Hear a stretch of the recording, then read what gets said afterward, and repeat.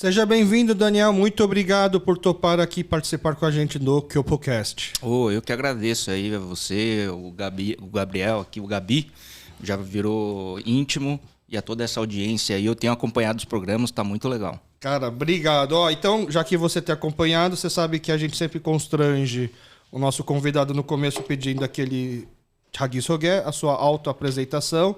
Então, por favor, o que você acha importante do nosso público saber de você? Bom, sou filho de pais imigrantes, né?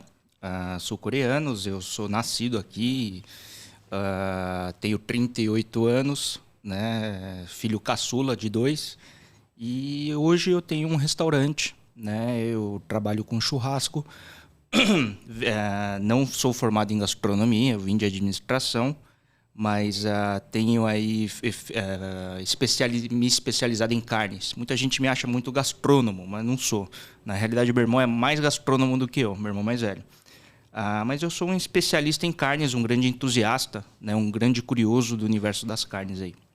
Boa. Eu costumo dar uma stalkeada nos nossos convidados. Eu fiz aqui um primeiro texto com as coisas que eu achei que seria mais relevante, legal do pessoal saber. Tem algumas informações que eu não coloquei aqui, que depois de eu ler a sua apresentação que eu fiz, eu vou confirmar algumas coisas que eu fiquei no receio de botar aqui, achando que talvez não fosse verdade. Então, vamos lá. Daniel Lee nasceu no Brasil, fez administração de empresas e durante um bom tempo trabalhou junto com a família numa confecção no Brás.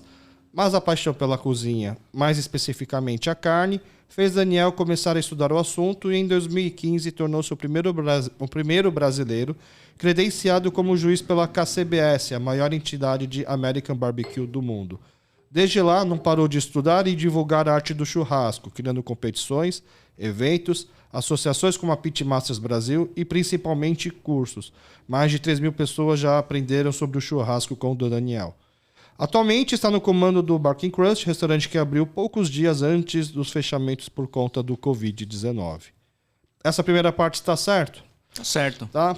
Eu ia botar aqui também que o Daniel, na infância, foi um velocista, por exemplo, ele já participou e ficou nos primeiros colocados na corrida da aclimação quando criança.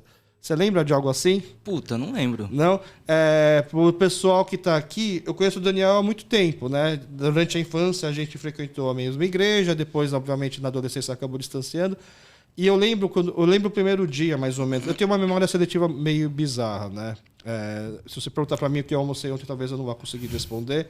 Mas eu lembro que quando eu te conheci, como moleque gosta de futebol, e você jogava bem, né? Não sei se ainda joga, né? Não, agora a idade bateu já.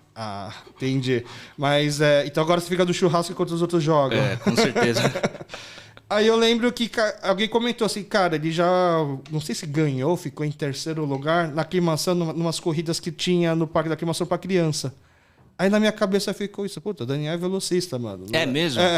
Pô, cara, eu lembro que a gente fazia muita coisa, né? Meu bairro, na realidade eu sou nascido em Santo André, né? Mas a gente mudou para aclimação quando eu tinha 7 anos. E aí frequentava muito, né?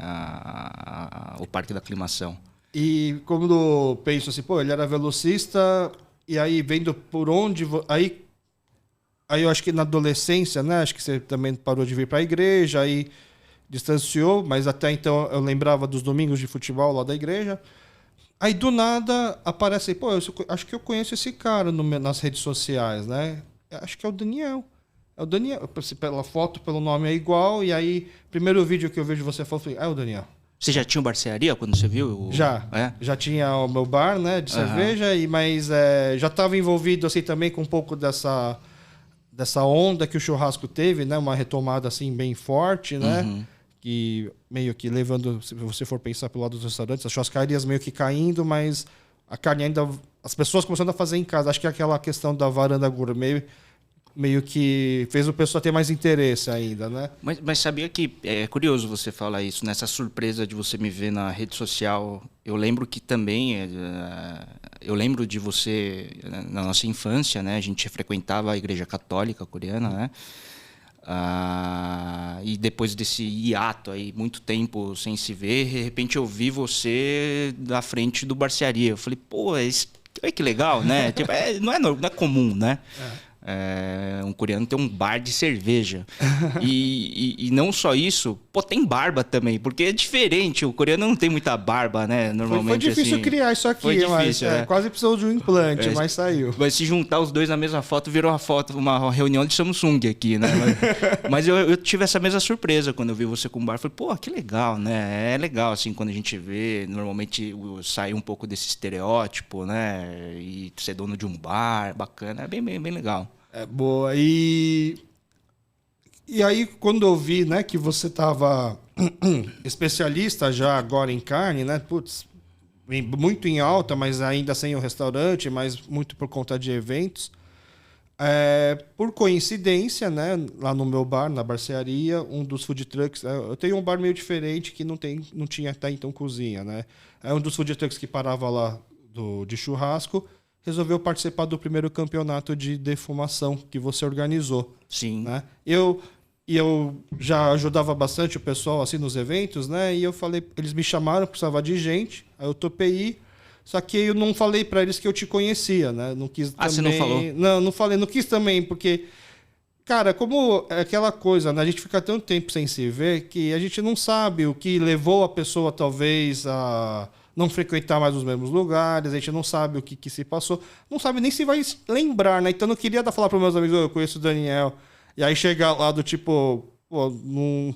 Cara, nem cara, tem certeza que ele te conhece? Então eu quis deixar quieto, assim, mas eu fiquei pensando, né, pô, chegando lá, eu vou me apresentar, né? Talvez eu já não era magro, mas eu engordei bem mais, eu tô de barba agora, é bem capaz dele não me reconhecer também. Tanto que... Para quem não sabe, esses campeonatos funcionam como, né? É a madrugada inteira cozinhando, cada um fica numa estação e os líderes das equipes se encontravam, né? Para o Daniel passar como que seria o processo, as regras e tal. Os líderes voltam, passa para a gente, né? Eu não era o líder da minha equipe, né? Eu era lá o peão. E aí depois o Daniel começa a passar nas estações. Quando ele passou na nossa, aí eu falei, ô Daniel, aqui sou eu e tal. E aí ele reconheceu, pô, foi mal aquele sentimento pangal, aquele sentimento de, pô, que legal. Conversamos, aí os caras assim, mano, você conhece? Falei, conheço. Oh, e aí? E aí o quê, meu? Trabalha aí, agora a gente corre atrás, né? Tanto que a gente não... A nossa equipe não ganhou nenhum nada, não ficou nem nos top 3 de nenhuma categoria, né?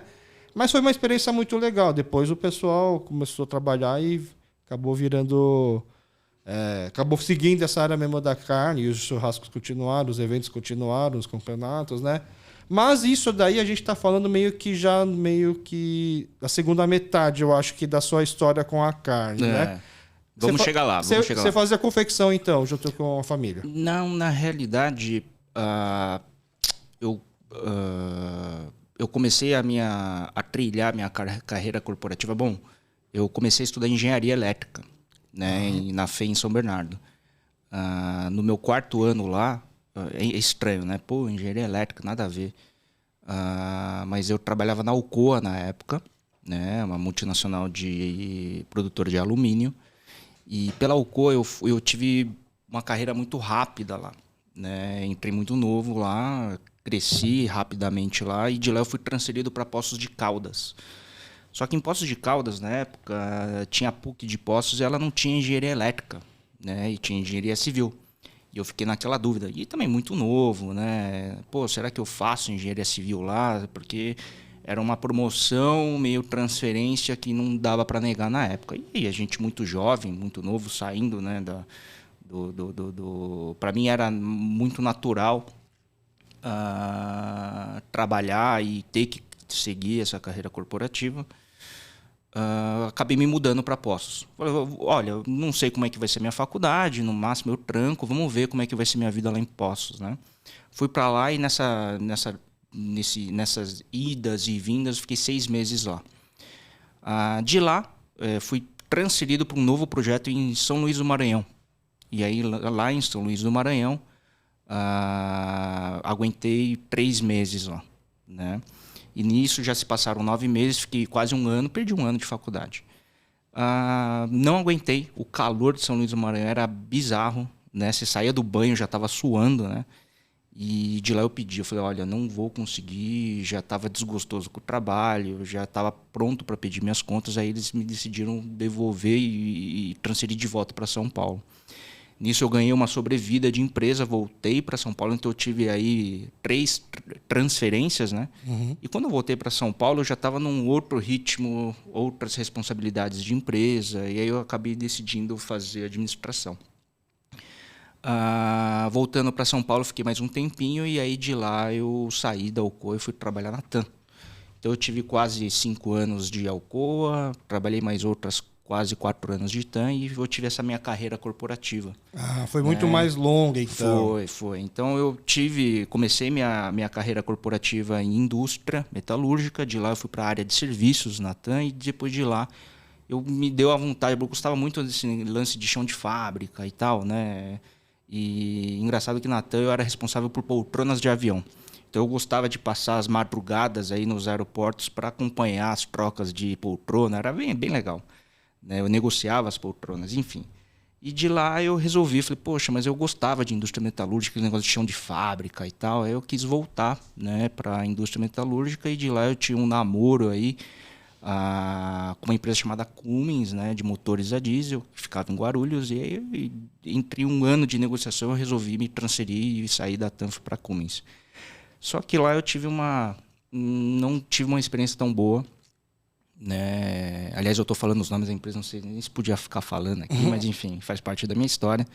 E na Cummins eu não aguentei ficar muito tempo, não. Fiquei só 3 meses, não era o escopo prometido, não era o real, enfim, não deu certo.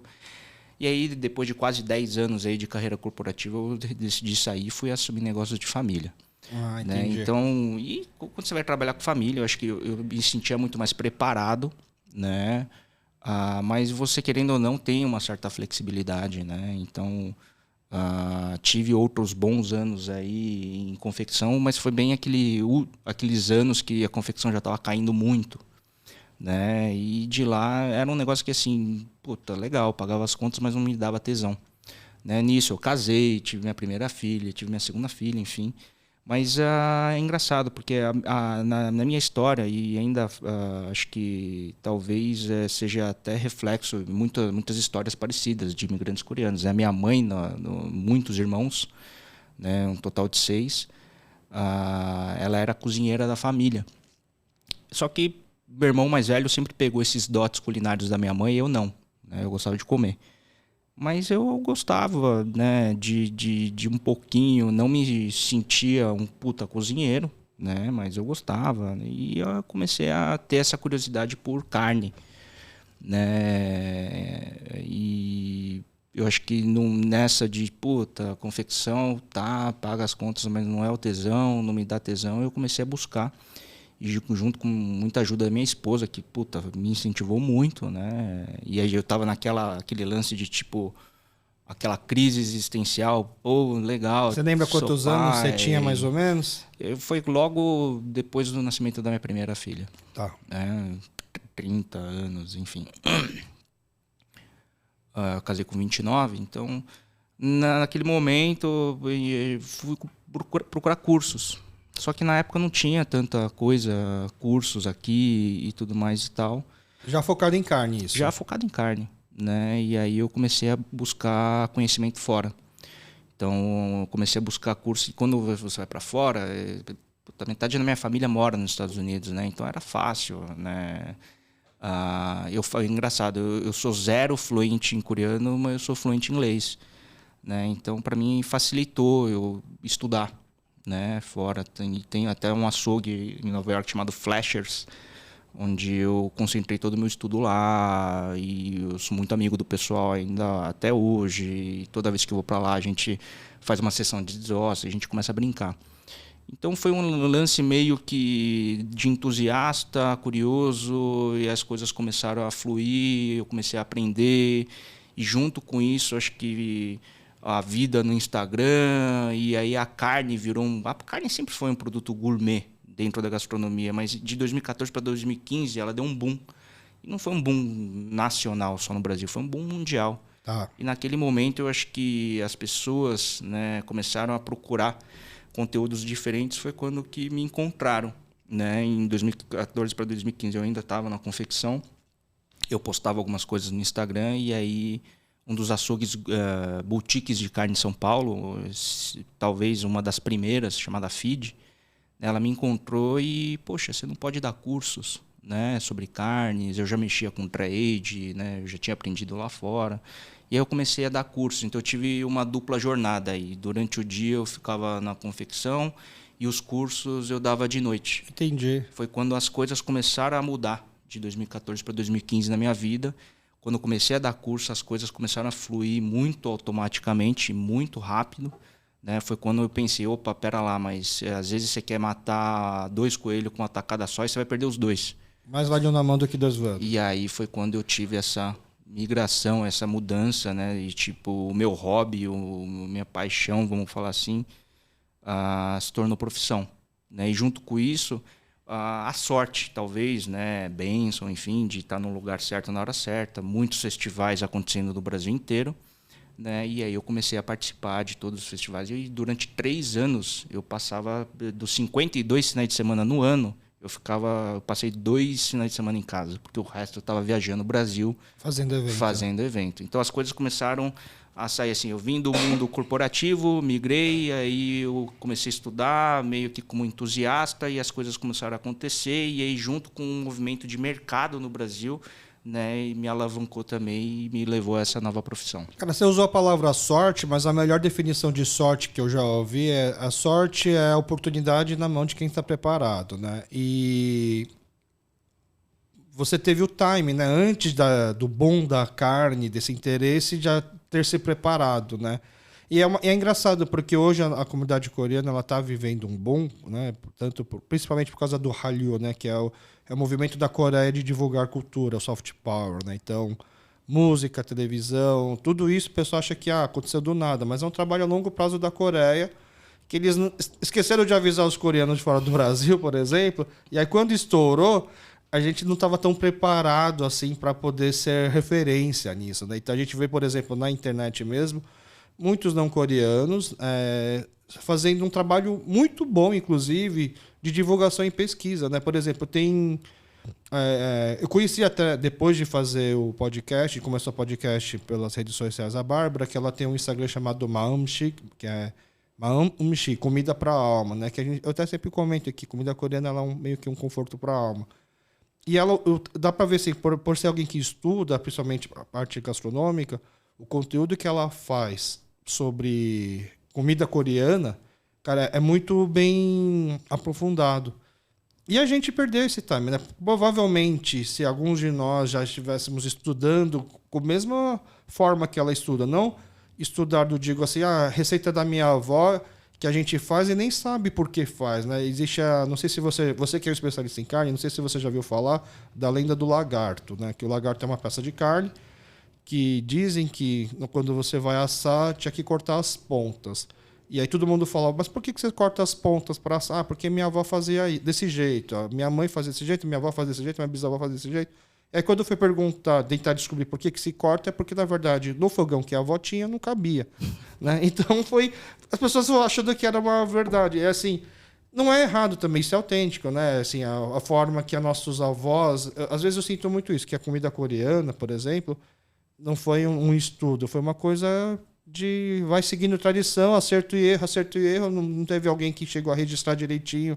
Por isso que existe muitas formas diferentes de fazer o mesmo prato, cada região é uma forma diferente, e a gente cresceu achando que o que a nossa mãe faz é o certo, quando a gente come de outra pessoa, não é que é diferente, não é que é por causa da região, não, isso aqui acho que tá errado, não é assim, né?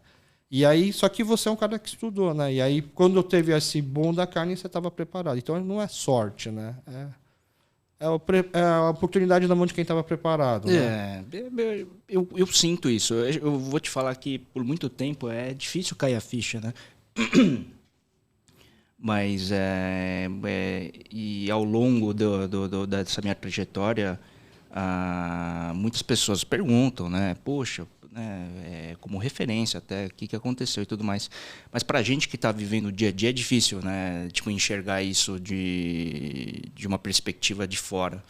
né? Mas com certeza o aprendizado, o ter estudado, isso fez toda a diferença. Você lembra qual foi o primeiro curso de carne que você fez? Enchi muita linguiça. Ah, é? Enchi muita linguiça. Foi na charcutaria. Isso foi nos Estados Unidos ou foi aqui? Foi nos Estados Unidos. Estados Unidos. Eu tinha uma vontade muito real, assim, de puta. Acho que quando eu coloco o negócio na cabeça, e eu acho que eu me vi, né, muito dos seus últimos entrevistados, as pessoas que seguiam essa paixão e essa autenticidade e algo genuíno de querer saber algo a fundo. Né? Então, quando eu me apaixonei pelo ramo da carne, e foi um lance assim tão natural que, tipo, puta, para alguém que vem de administração, eu falo, cara, eu viveria disso. Eu pegaria uma peça de carne e ficaria limpando, lapidando com um açougueiro. Né? E eu lembro de eu ter falado isso para minha esposa. Eu falei, puta, eu viveria disso. Eu não fazia puta ideia do que seria aquilo, o trabalho que daria.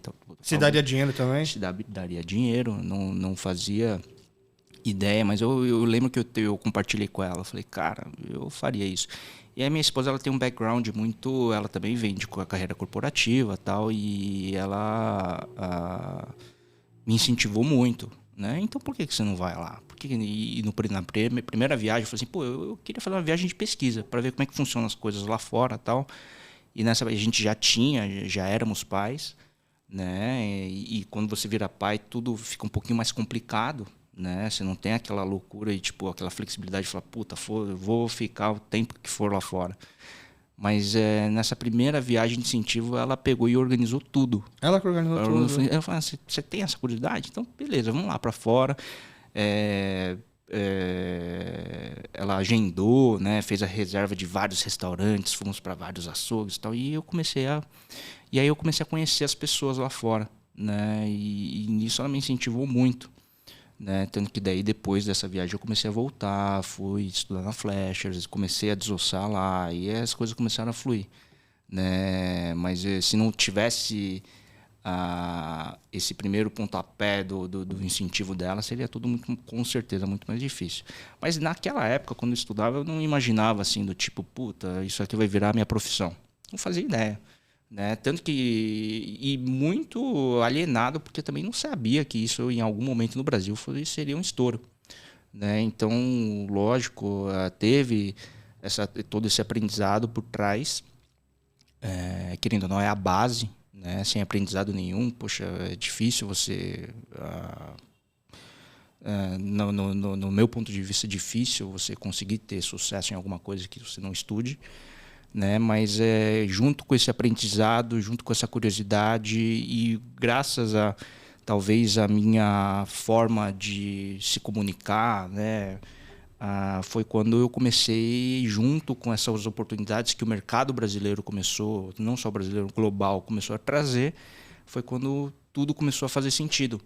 Né? Eu falo que o pessoal fala assim, poxa, mas você se especializou em carne, mas em quê? Na realidade é diferente. É difícil eu falar, né? Porque o pessoal me olha e fala, pô, Daniel é especialista em churrasco americano. Mas, na realidade, não é somente o churrasco americano. É que como as pessoas me adotaram, como a mídia me viu, né? Como, o Daniel é especialista em churrasco americano. Mas acho que o meu background é um pouquinho mais extenso. Onde eu ia perguntar, porque você falou que seu primeiro curso foi linguiça e você, aquela coisa do certificado, né? Então... acho que o seu primeiro grande certificado diferente talvez tenha sido da KCBS, né? Do churrasco americano. Não, aí é metade da minha história. Não, mas eu digo assim, é que o da KCBS você foi, talvez até por isso, você pode ter estudado, ter outros certificados muito importantes, mas como foi o primeiro brasileiro juiz, e aí era dentro da área da carne, a defumação, o churrasco americano, né?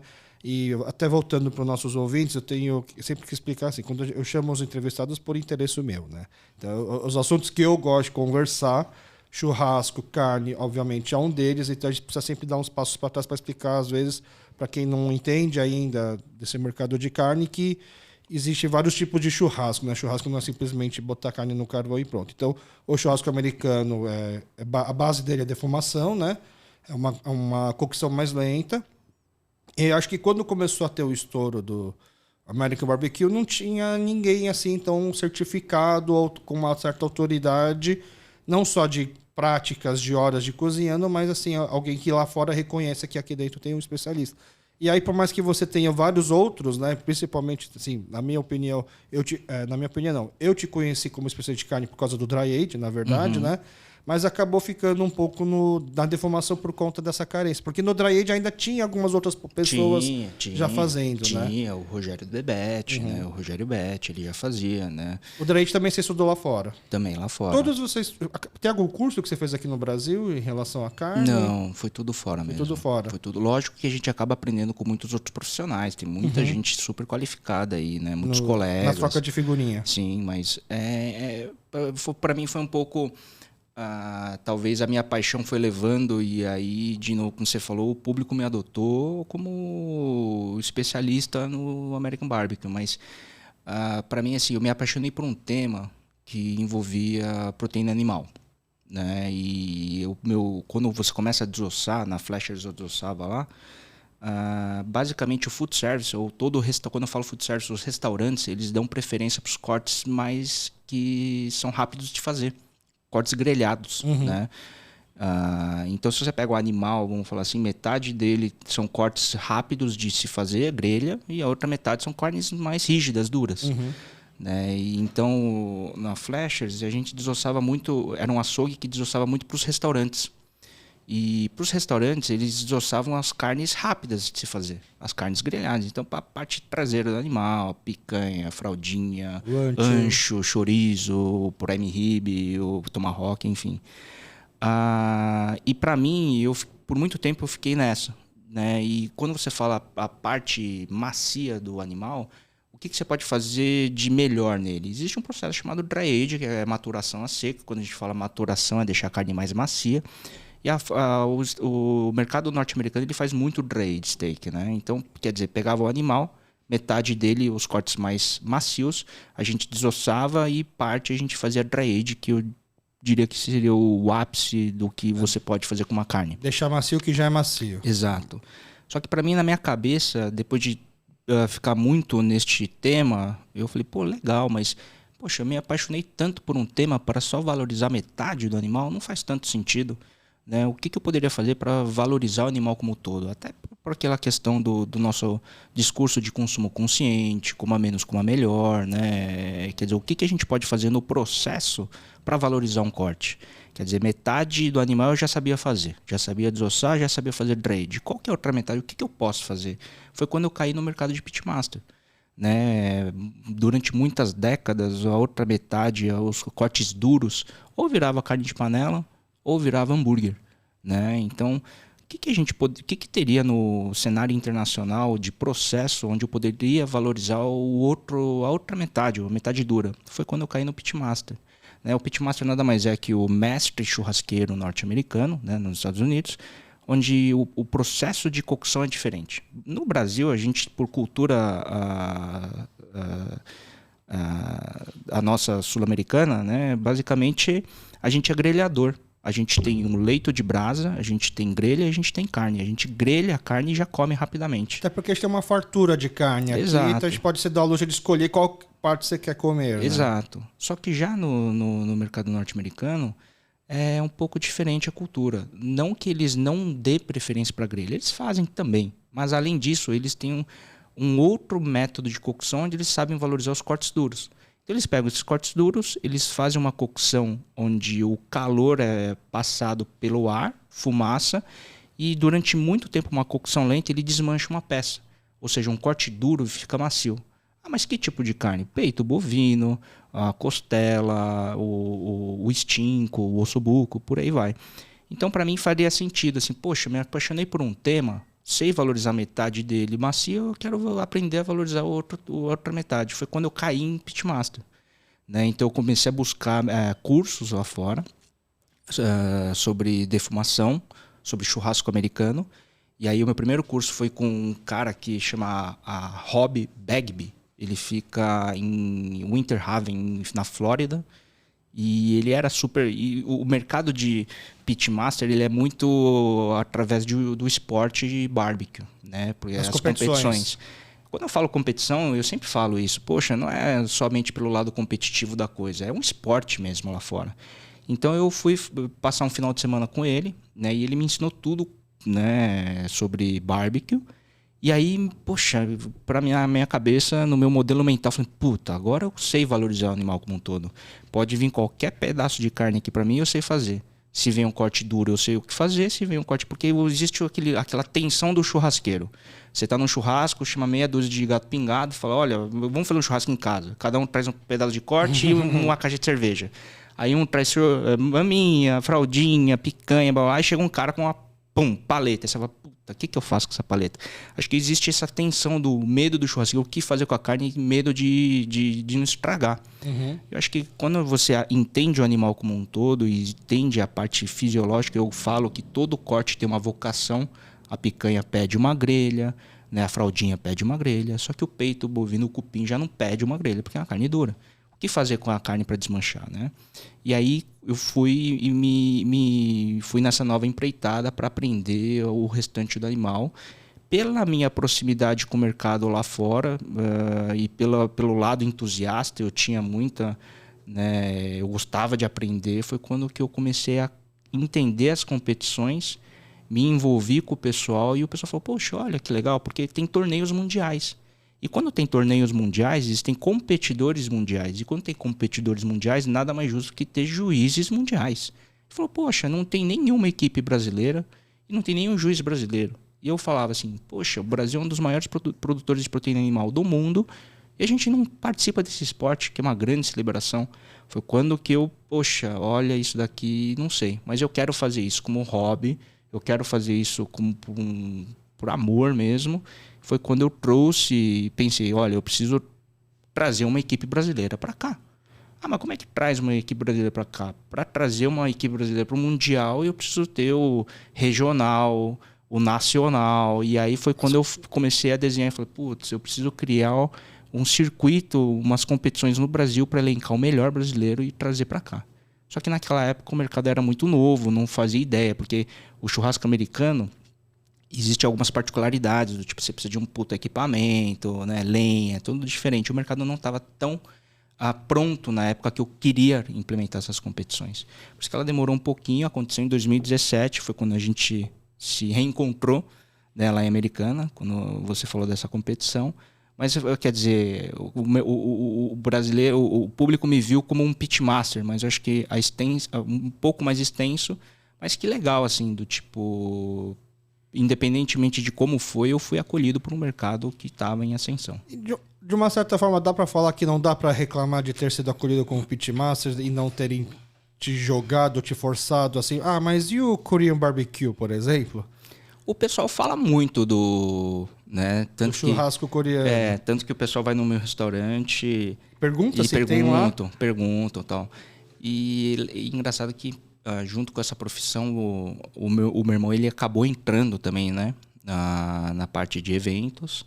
E ele, sim, eu falo que meu irmão ele é muito mais cozinheiro que eu. Né? E ele fazia, a criatividade dele está muito mais em cima da culinária gastronomia coreana. E ele fazia muito Korean barbecue. E com certeza, não só ele, mas muito graças a ele, o nome, a bandeira Korean barbecue, ela foi o Brasil inteiro, né? Porque ele cozinha e super bem o Korean barbecue. Sim, eu já comi as coisas que ele faz nos eventos, sim, né?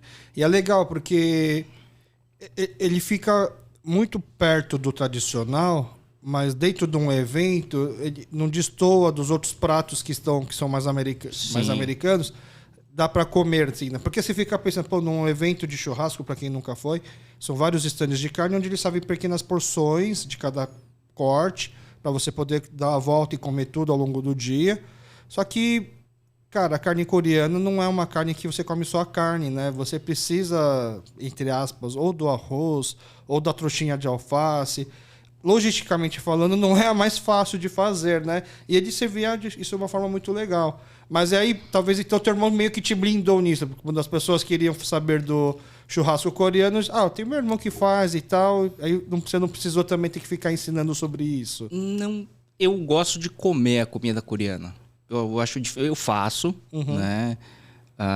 Mas eu acho que não seria algo natural de eu fazer essa variação no Korean Barbecue. Eu gosto de falar assim que eu não gosto muito de fazer algo que não seja autêntico para mim. Tá. Né? Então, por exemplo, poxa, mas você veio de raízes coreana, por que você não abriu um restaurante coreano? Porque não é autêntico para mim. Né? O autêntico para mim seria... Até alguns contratos que eu tenho publicitários, eles vieram graças a essa autenticidade que eu tenho, né? E eu tento manter. Mas poxa, você abriu um restaurante coreano, ou um restaurante de churrasco, né? E o... Não vai ter um kimchi lá? Não vai ter um kimchi. Eu até gostaria, talvez, né? A gente vai ter algumas variações. É importante falar que, poxa, tá tudo muito recente, assim. Na introdução você falou que eu abri o restaurante pouco tempo antes da pandemia e a gente tinha muitos planos. A gente tem muitos planos, né? Mas tá muito... A gente abriu, já veio uma onda de... né? Travou tudo. E quer dizer, as coisas estão voltando agora. Teve que primeiro sobreviver, né? Então agora a gente começa a brincar um pouquinho mais. Mas eu não gosto de fazer nada que não seja autêntico para mim. Cara, isso é muito legal, porque essa questão da autenticidade, porque as pessoas de fora olham pra gente como se a única coisa que a gente pudesse fazer que ser autêntico é alguma coisa relacionada à cultura asiática, cultura coreana, né? E esquece que a gente nasceu aqui, que a gente muitas vezes é muito mais brasileiro do que coreano, até pela nossa convivência, pelas influências e tal. E se a gente quiser abrir um restaurante de feijoada, não deixaria de ser autêntico, porque a gente cresceu comendo isso, né? Então, às vezes por medo, por complexo, por falta de representatividade, a gente não enxerga que a gente poderia estar em tal lugar, porque a gente acha que a gente foi rotulado a ficar somente onde a gente pode estar, que seria nos primeiros lugares da sala de aula, sendo bom em exatas, né? Ou fazendo só coisa coreana, ou dançando. Você não pode gostar de rock, você tem que gostar de K-pop, esse tipo de coisa. A gente esquece que cada pessoa é muito diferente, né? Cada um pode seguir o que quiser e isso não é errado, né? Essa é exatamente a proposta do meu programa, do Kpopcast, né? A gente tem tudo em comum, esse background coreano. Mas na Coreia não é todo mundo igual. Na Coreia você tem barbeiro lá, né? Aqui eu não tenho nenhum barbeiro coreano, porque quantos coreanos de barba existem? Mas na Coreia existe uma barbearia para coreanos lá, entendeu? Então lá tem de tudo. Então por que não aqui a gente também não pudesse ter de tudo, né? Claro. Essa questão da autenticidade eu acho que é, sei lá, para mim é um valor muito importante. Quando o pessoal pergunta para mim, pô, você não vai abrir um restaurante coreano? Eu falo assim, olha, até é muito mais a cara do meu irmão.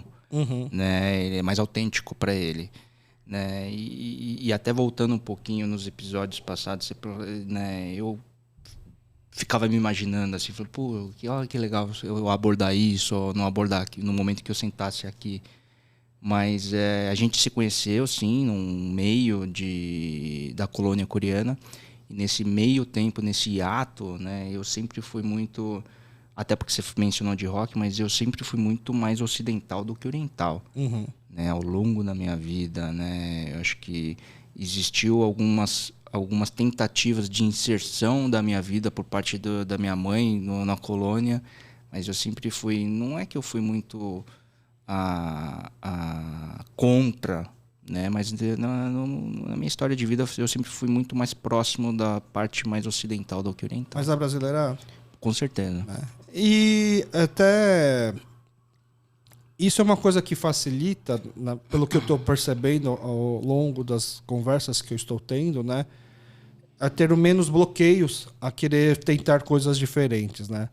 Porque acho que quando você fica tão dentro da comunidade ou da bolha, né, que eu digo, né, mas bolha não é no sentido ruim, mas eu digo... tanto que a palavra que eu gosto de usar é gueto, né, porque gueto tem uma coisa que traz como segurança também, uma proteção. Né? Então, quando a gente está no gueto, a gente tem as nossas referências de dentro. E, consequentemente, são referências que fisiologicamente são parecidos conosco e que, por uma questão de sobrevivência, né, não é que a gente entrou em confecção porque a Coreia é uma potência na moda, né? Por exemplo. Foi por uma questão de sobrevivência e a gente costuma fazer as coisas quando você imigra e você é alguém que está tentando sobreviver, você acaba se dando mais, né? Porque ou eu dou certo com isso, eu não faço, ou eu não sobrevivo, né? E aí é muito fácil enxergar o caminho, né? Por onde ir. Agora, quando você está fora e as suas referências já não tem como ser coreanos, por exemplo, já muda. Tem um canal no YouTube e um perfil no Instagram que também é um podcast muito legal, que chama The Half Project, né? Que quem comanda esse podcast, esse programa, é uma menina, uma modelo, uma mulher, filha de coreano, acho que com americano, e o namorado, noivo dela, que também é coreano, só que ele tem traços, ele é mais negro, né? Mas ela é brasileira, não? Não. É tudo em inglês. Tá. E eles estão na Coreia. O noivo dela é fotógrafo e ela é atriz e modelo. E eles, assim, falam muito bem coreanos, eles estudam bem coreano, e eles abordam muito essa questão de representatividade. Aí ontem, no Stories do Instagram dela, ela perguntou assim... Ela não precisou falar, né? Tipo, dentre os coreanos ou os mestiços, por isso que chama Half Project, né? Porque eles são os mestiços, né? Dentre os mestiços, ela não precisou falar isso. Ela só perguntou assim, quem foi o seu role model, né? Quem foi o seu modelo, quem é o seu parâmetro de, eu queria ser essa pessoa na infância. E sem precisar falar que ela estava perguntando de asiáticos ou mestiços e tal. E aí eu tentei responder essa pergunta, né? Sim, lógico, meu role model, sei lá, o Rogério Ceni, aí eu sou São Paulino, fanático, né? Por exemplo. Mas não, eu tentei puxar alguém asiático para botar lá, porque é sobre o que se trata o programa. Aí eu não consegui. Aí eu respondi, poxa, é tão triste que eu não consegui responder isso, né? Não que eu não tenha, eu poderia colocar meus pais, né? Mas eu quis tentar, porque ela acabava botando as fotos das pessoas, né, que as pessoas iam citando. E eram muitos coreanos americanos, muitos K-popers americanos, né? Então, tipo David Chang, por exemplo. Hoje, se você for pensar para mim, é que eu não conheci o David Chang na infância, né? Conheci o David Chang já velho, né? David Chang é um famoso chefe de cozinha americano que também estourou por conta do restaurante e também acabou fazendo um ótimo trabalho em mídia, né? Ele tem várias séries no Netflix. E aí eu fiquei pensando, poxa, eu queria que... Né, é um pouco essa história do programa. Eu queria que, quando meu filho agora está com 3 anos e tiver 15, 16 e estiver pensando no que não pode fazer, eu preferiria que ele não se preocupasse em buscar referências coreanas, imigrantes coreanos, que ele pensasse, poxa, Ayrton Senna é legal, Pelé é legal, né, mas que isso não fosse uma barreira. Mas se caso ele pense assim, mas assim, poxa, eu não me vejo...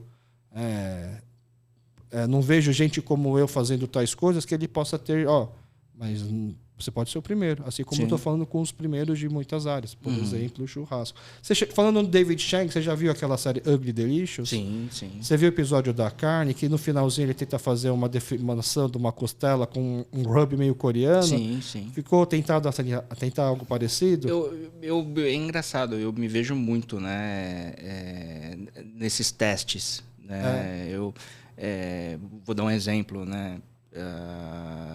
Quando a gente faz defumação, né, a gente passa um mix de temperos secos na carne, até porque a carne fica muito tempo exposta à fumaça, né? A gente não quer trazer tanto amargor, a gente quer acrescentar sabor.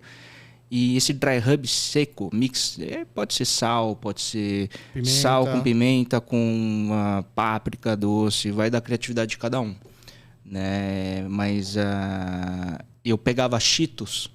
Cheetos?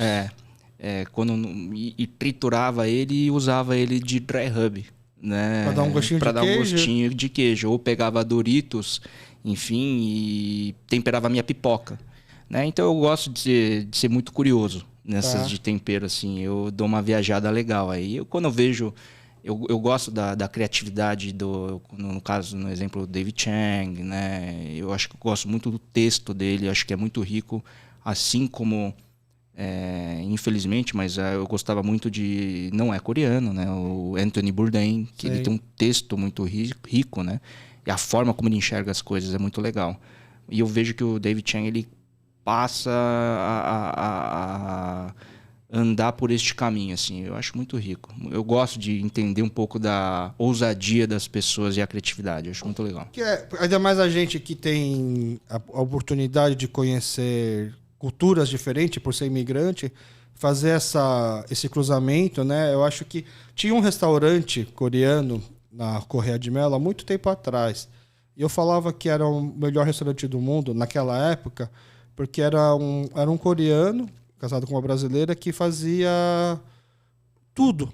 Então era um lugar que você conseguia comer feijoada com kimchi junto. É mesmo? Cara, e assim, a melhor coisa que tem para comer com arroz e feijão, na minha opinião, é o kimchi, cara. Assim, como orna, né? Tanto que há muito tempo atrás, eu estava até conversando com a minha esposa esses dias, tinha um restaurante no Bom Retiro chamado Utopia. Lembro. Né? Nossa, lembro. Que eu falo pra minha esposa, na verdade, isso é Utopia o nome do restaurante, porque aquilo lá era um buffet gigante de comida brasileira, outro buffet gigante de comida coreana, onde você podia, numa quarta-feira, comer uma feijoada e depois, para descer aquela parte gordurosa assim da garganta, você tomava um caldinho de naengmyeon, assim. Pra você ter uma ideia. De que lugar do mundo conseguiríamos fazer isso, né? Cara, eu jantei pizza com kimchi ontem, né? Cara, vai tudo. Que kimchi pra gente vai em tudo, até com kimchi, né? Kimchi com kimchi, mas realmente... As pessoas me perguntam muito, assim, pô, você come carne todo dia, né? Muito pelo contrário. Eu acho que na semana, umas de 3 a 4 vezes é comida oriental. Uhum. Né? A minha esposa, ela é japonesa, né? Então a gente come muito a comida oriental. E pra mim, kimchi é um lance assim, do tipo... A culinária coreana pra mim é muito afetiva. Como você falou, é muito comfort food, né? E como eu perdi minha mãe na pandemia, e nossa, como eu sinto saudades da comida dela. Né? Então eu... pelo menos uma vez a cada 15 dias eu tô indo pro Bom Retiro. Eu não sou muito rato de Bom Retiro, não conheço muito, né? Mas pelo menos eu vou pro mercadinho, comprar minhas coisinhas e tal, pra me relembrar um pouquinho. Cara, você que gosta de todas essas coisas, ele te passando minha receita aqui, que eu chamo de kimchi-churi, que é como se fosse a versão de um chimichurri, só que o que eu pego? Eu pego o kimchi, eu pico ele bem picadinho assim, né? Como se fosse uma vinagrete. De acelga? Kimchi de acelga. E eu pego aquela parte mais dura, né? Da acelga, né? A parte de cima. E eu pico. E aí eu jogo... Eu tento tirar um pouco o caldo, não totalmente, né? Onde fica só a acelga. Aí eu jogo um azeite, né? E aí às vezes... mesmo? Aí eu jogo um azeite e às vezes eu ainda tempero um pouco com... Ou às vezes um orégano fresco, alguma coisa assim. E aí... Na hora de comer pastel, porque da feira não te dão os vinagretezinhos do pastel da feira. A melhor combinação, sim, combina com uma provoleta, por exemplo, e tal, mas pra mim, assim, a melhor combinação é pegar um pastel, o especial, onde tem aquela partezinha que fica o ovo cozido com a carne, e aí eu jogo o meu kimchi-churi lá. Né? Kimchi-churi, cara. É como se fosse um chimichurri com kimchi, entendeu? A inspiração é mais ou menos essa. Boa. Olha que criatividade legal, gostei. Cara, mas isso é também que nem... Quando eu era moleque, eu ia pra loja dos meus pais, e aí na hora do almoço, né?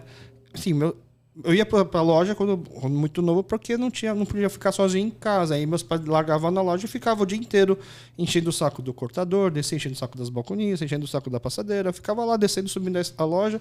Aí na hora de comer, eu ficava na cozinha, porque não preciso mais ficar passando por todas as áreas. Aqui eu fico no refeitório, todo mundo vai vir, eu fico aqui conversando com todo mundo. Eu ficava muito impressionado com as marmitas do pessoal, né? Então... eu vi a gente comendo arroz, feijão e presunto e queijo, assim, como mistura, né? E é tudo, assim, a mistura que o pessoal consegue fazer em casa. Mas aí eu voltava para casa, eu tentava comer igual. Tanto que aqui em São Paulo, não sei se é no Brasil, aqui em São Paulo tem os dias do PF, né? Segunda-feira virada paulista, terça-feira é dobradinha bife a rolê, quarta feijoada, quinta é o macarrão e sexta é fila de peixe, né? O rabada. E o dia que no começo eu tinha meio dificuldade de gostar de comer no boteco, era quinta-feira que eu achava o macarrão do boteco meio sem graça, né? Aí eu lembrei, nossa, o pessoal da loja trazia na marmita arroz, feijão e macarrão. Aí eu perguntei, chefe, você consegue fazer arroz, feijão e macarrão? Você quer um meio a meio, né? Aí eu falei, putz, é o que o cara já tá acostumado a vender. Pra mim, hoje o melhor dia do PF é quinta-feira. Pra comer o meio a meio, assim. Não, a minha filha, inclusive, a mais velha, a Larissa, ela pega o macarrão molho vermelho e ela coloca feijão em cima. Ela gosta também. Tem essas bizarrices. Bizarrices entre aspas, né? Eu descobri também recentemente que em Santos é normal comer o estrogonofe com feijão. É mesmo? Tipo, arroz, feijão e estrogonofe. É como se o estrogonofe fosse um picadinho, né? Não fosse... aqui pra gente não faz sentido nenhum botar um feijão junto com o estrogonofe. Aí quando me explicaram, cara, como se fosse o picadinho, no picadinho você também não come, é uma carne com molho, você também não come com os feijão, é a mesma coisa. Porque na gastronomia não tem o certo e errado, né? Acho que tudo vale em nome de agradar o seu paladar, né? Exato. Acho que é isso. Isso é sobre o seu paladar. E quanto mais referências você tem, mais aberto a essas misturas, eu acho que você está, né? Sim. Entendi. E quando você começou a fazer a CBS, voltando um pouco na sua linha do tempo, você já estava postando coisas nas redes sociais em relação à carne? Ou depois que você aprendeu tudo, que você começou a subir as coisas, né? Não, à medida que eu aprendi, ele meio que o Instagram ele foi um espelho do meu dia a dia. Né? À medida que acontecia, eu ia postando. Você não era uma época que você usava o Instagram mais como um diário, não pensando que é um criador de conteúdo, né? Pensando numa métrica, até etc. hoje as pessoas falam assim, puta, às vezes quando as pessoas me tratam como influencer, né? Eu falo, pô, influencer, pô, estudei pra caramba pra ser influencer. Não menosprezando, pelo amor de Deus. Mas as coisas começaram, de fato, a grande guinada foi quando o açougue em São Paulo me convidou para começar a dar cursos lá. E a especialidade na época era qual? Era dry age. Eu dava curso de dry age aqui em São Paulo. A pessoa conseguir fazer em casa o dry age ou para saber como comprar, como comer? Os dois. Tá. Fazer em casa é um pouco... eu imagino que é difícil, né? Você precisa ter equipamentos. Você precisa ter um mínimo de equipamento, né? E até, enfim... Mas quando eu comecei a carreira, vamos falar assim, profissional, mas eu ainda tratava isso muito como entusiasmo, porque para mim, nossa, eu dou um curso de dry age, que legal. Era remunerado por aquilo, mas enfim, não imaginava que aquilo viria a ser uma profissão. E aí quando eu comecei a circular o meio de competições, quando me deu aquele estalo de, pô, vou trazer uma equipe brasileira para cá, tal, e fiz o relacionamento com o pessoal lá fora, quando eles me chamaram para ser juiz. E quando eles me chamaram para ser juiz, foi um lance meio assim, do tipo, movimento no Brasil crescendo, aquele boom, né? E uma das principais e mais tradicionais competições de barbecue mundial, ele acontece dentro da destilaria da Jack Daniels, em Tennessee. E eu já circulava aquele meio e foi um lance assim, do tipo, poxa, o churrasco tá bombando no Brasil. Tem um brasileiro que é juiz e está começando um movimento legal de pitmaster. Eu trouxe as competições para o Brasil. Em 2017, foi dia 29 de abril de 2017, foi a primeira competição nacional que aconteceu em Americana. Ali eu comecei em 2017 ainda eu fiz outras 2 competições. Em 2018 eu falei, bom, para ter competição a gente já fez um teste. 2017 foi um teste para o mercado brasileiro. Vamos fazer competições e vamos ver como é que isso acontece. E se as equipes têm qualidade, né? Exato. E um filtro. Foi um pontapé inicial. Saímos da inércia. Em 2018 foi, poxa, para aumentar essas competições de norte a sul no Brasil, eu preciso ter mais juízes. Né? Foi quando eu trouxe toda a diretoria da KCBS para o Brasil. Quer dizer, em 2016, quando eu circulei, 2015, eu circulando no mercado lá, eles me convidaram para ser juiz, então eu me formei, voltando um pouquinho, né? Eu fiz o curso na Flórida, depois eu me certifiquei juiz em Tennessee pela KCBS, fiz outros cursos para pitmaster, enfim, já estava dominando o assunto, né? Dando curso no Brasil, fazendo muitos festivais. Em 2017 eu fiz a primeira competição e aí foi o teste para o mercado brasileiro para os competidores. Em 2018 eu trouxe toda a diretoria da KCBS para o Brasil, foram 6 membros, para promover cursos de juízes, né? Quer dizer, eu falo que o Brasil não é uma seleção a seleção brasileira não é um cara só, não é só um Neymar. Tem que ser vários craques. Então a gente precisava ter mais juízes brasileiros. E aí a gente formou em 2018 78 juízes, se não me engano, internacionais brasileiros. Juízes que poderiam ir lá fora julgar no campeonato. Né? E aí, depois de 2018, quando a gente conseguiu formar 78 juízes, eu falei, pô, agora estamos preparados, porque em 2017 a gente viu que temos competidores. Em 2018 eu formei 9 juízes, então vamos em 2019 fazer um plano para fazer competições de norte a sul do Brasil. Foi quando pela primeira vez em 2019 a gente fez regional, nacional, para depois o mundial. O regional era uma qualificação para o nacional? O vencedor, o campeão e o vice-campeão de cada regional competiria automaticamente no nacional. Então a gente criou o nosso Paulistão, Brasileirão, Libertadores e por aí vai. Então, a regional em 2000 foi muito difícil, porque a gente precisava de patrocínio. É um evento que mobilizou o Brasil inteiro. Ele foi um pouco complicado, mas deu certo. Então, a gente passou com competição regional em Belém do Pará, Mossoró, descendo Salvador, Rio de Janeiro, BH, Curitiba, Sorocaba. Talvez eu tenha esquecido mais um. Enfim, e desses regionais a gente fez um grande nacional dia 30 de novembro de 2019. Que foi aonde? Que foi em São Paulo. Foi em São Paulo. Aí o grande vencedor foi quem? Uma equipe de Belém do Pará. Olha que legal. Então, quer dizer, a competição é tipicamente churrasco americano, onde todo mundo precisa daquelas carretas, os cortes são iguais, os juízes já estavam formados, os cortes são iguais para todo mundo, cada equipe traz a sua proteína e sempre a gente avalia frango, costelinha de porco, sobrepaleta suína e peito bovino. Nesses 4 cortes, o vencedor, o que o juiz avalia? Aparência, textura e sabor. E sabor é de cada juiz, lógico, mas é porque a gente quer saber o quanto que cada equipe consegue utilizar da sua criatividade gastronômica para atender os juízes locais. Então, em São Paulo, Belém do Pará foi o grande vencedor. Ele foi concedida a vaga para ele competir nos mundiais fora. Ele foi, em 2020, Houston. Então, Houston acontece em fevereiro.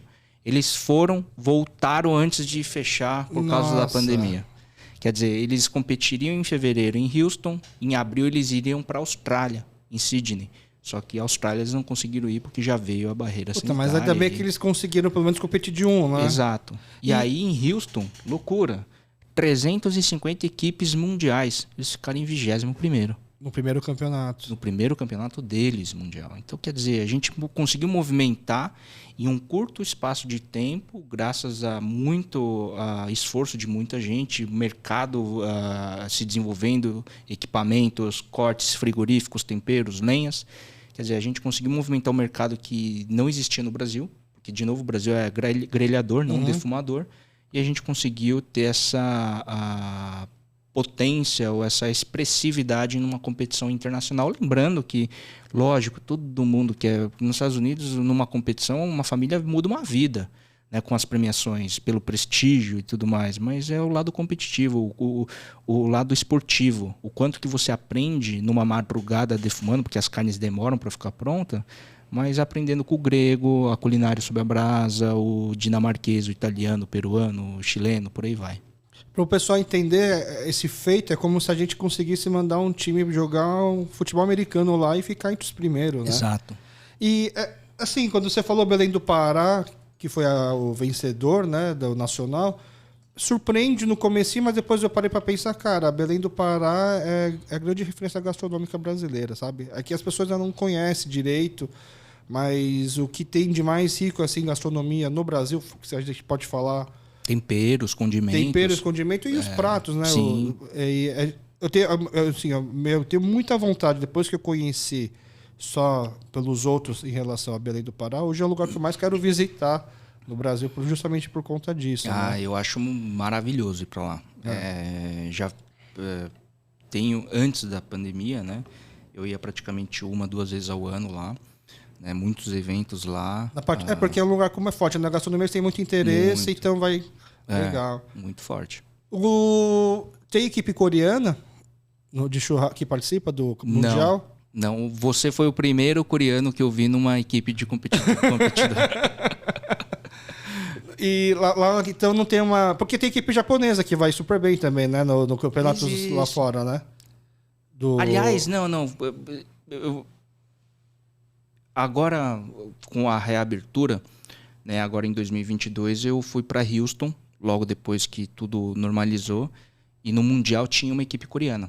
Sim, tinha uma equipe coreana pela primeira vez, com certeza. Inclusive, no Netflix tem uma série chamada Coreia em um Prato. Sim, primeiro do foi Hanu. Aí do Hanu mostra no comecinho o pessoal defumando a carne lá, né? E os coreanos impressionados, né, com a... Super, e eles, né...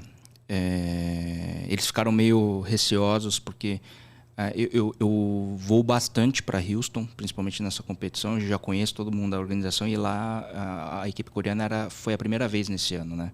Então no começo eu acho que eles me viram, me reconheceram, mas ficaram meio assim. Depois a gente foi, conversou, bateu chegou foto, a conversar com eles? Tentei. Né? Não, mas... meu coreano é horrível. Mas o inglês deles também era ruim? Um deles falava muito bem, eu vi que eles sabiam o que eles estavam fazendo. Né? Mas antes disso, é uma curiosidade que eu gosto de falar. Você vê como que a criatividade ela tá linkada também à cultura gastronômica, né? Eu vi numa equipe competidora japonesa em 2018, se eu não me engano, e no momento que eles estavam temperando a carne, eu vi um tubinho verde, né? Aí eu olhei e falei, pô, cara, o cara tá temperando o wasabi, meu, sabe? Na carne.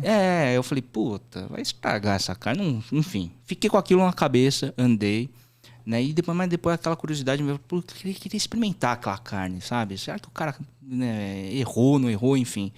E aí mordi minha língua, porque depois eu fui experimentar e tava bom pra caramba. Tava muito tava bom. Muito boa. Tava muito Nossa, boa. eu tenho que vontade de poder experimentar essas coisas e poder julgar, né? Ainda por cima. Não, mas você como juiz, né? Imagina, cada juiz você come frango, costelinha de porco, copa lombo e peito, de 6 equipes.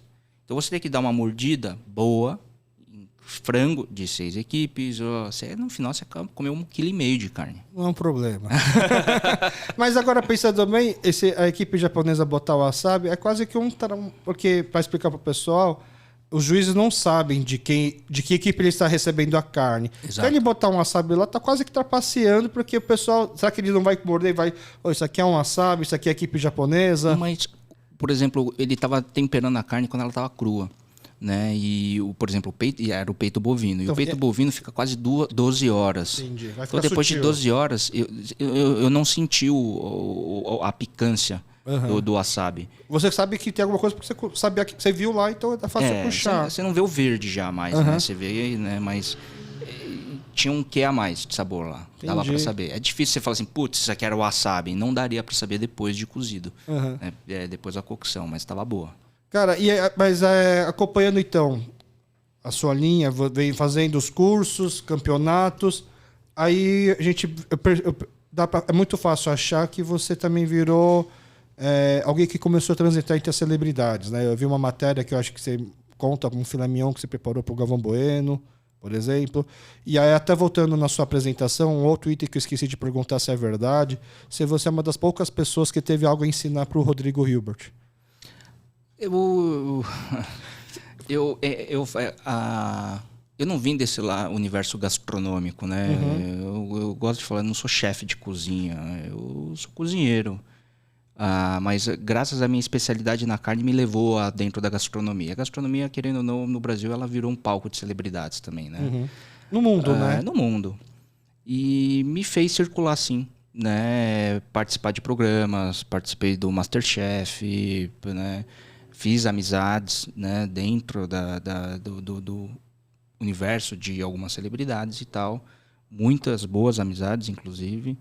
Né? E fui convidado para gravar o episódio da temporada do programa do Rodrigo Hilbert, que ele faria junto com, lógico, bombando o mercado de carne. Ele fez uma temporada especificamente para churrasco, para carnes, né? E de todas elas, eu acho que o único método de cocção que ele não entendia muito bem era o da defumação. Foi que era o meu episódio.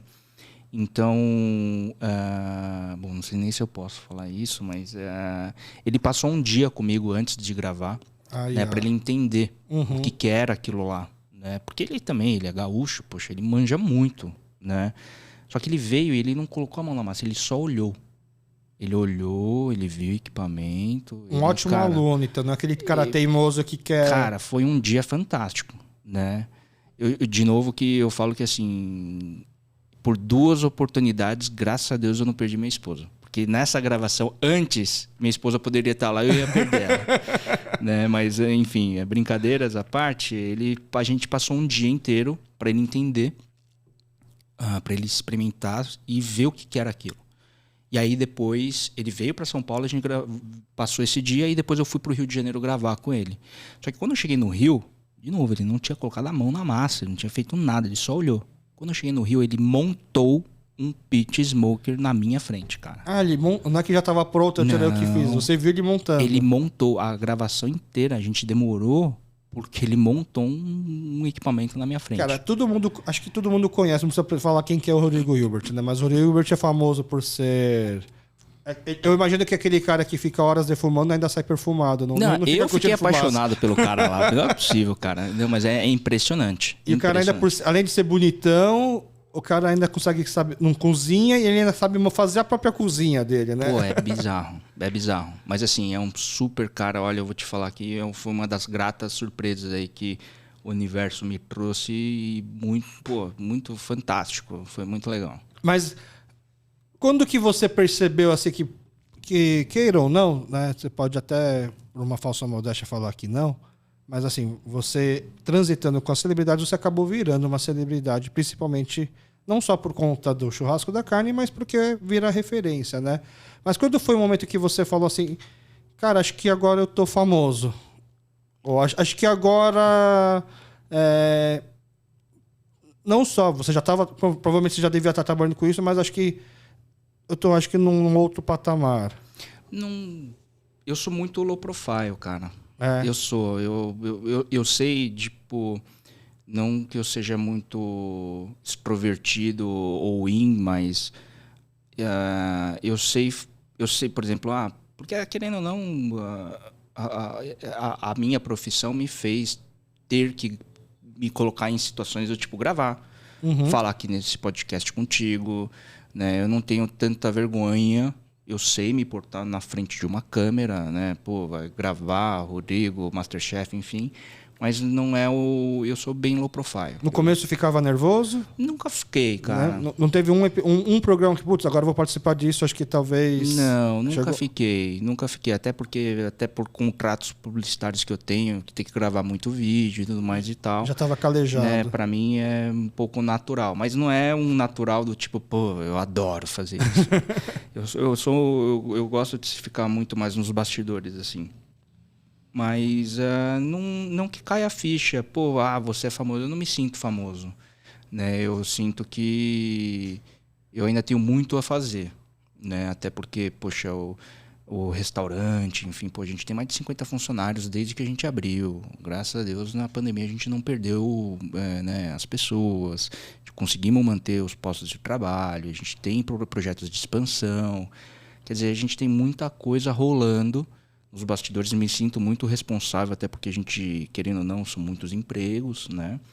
Mas eu não tenho esse lampejo de, nossa, eu sou celebridade. Não gosto disso. Até porque você acabou fazendo um caminho inverso, né? É muito normal lá fora, com o boom da gastronomia, gente que trabalha em restaurante e depois virar a celebridade. Mas você foi meio que um contrário, né? Você virou a celebridade e depois resolveu... Você dá o trabalho de ter um restaurante. Pois é.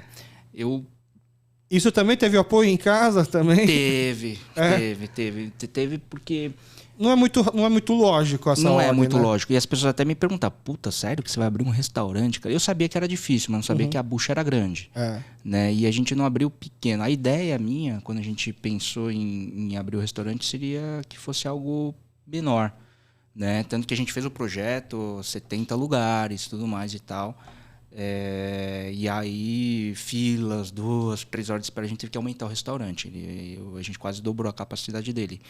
Mas, como eu fazia muito evento, as pessoas falavam, pô, onde que eu posso comer sua comida? Onde que eu posso experimentar? E eu não tinha uma referência, porque hoje eu estava em Goiânia, amanhã eu estava em BH, depois eu estava no Rio, e ficava muito aquilo. E aí, decidindo com minha esposa, eu falei, pô, acho que eu vou abrir um restaurante. O que você acha da gente abrir, né?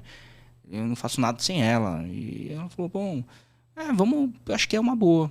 Tive apoios de contratos publicitários, né? E aí foi o lance assim, e você sabe como é que é? Pô, vamos abrir uma coisa? Pô, vamos achar um ponto em São Paulo? Pô, é difícil demais. Achar um ponto em São Paulo é coisa absurda.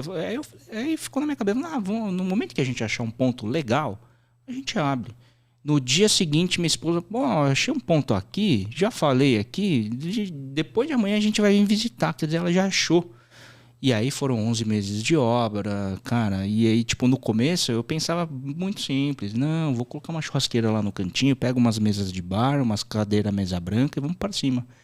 A minha esposa falou, cara, jura? Você tem contrato publicitário com tais marcas, você tem uma carreira aqui, lá. Você dá cursos, você vai servir os seus clientes em mesa e cadeira de plástico? Eu falei, mas qual o problema? Não.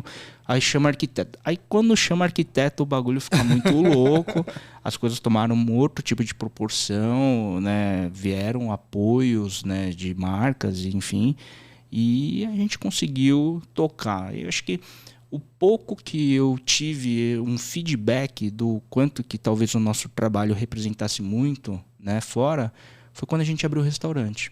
Porque até então eu não era vendedor de nada.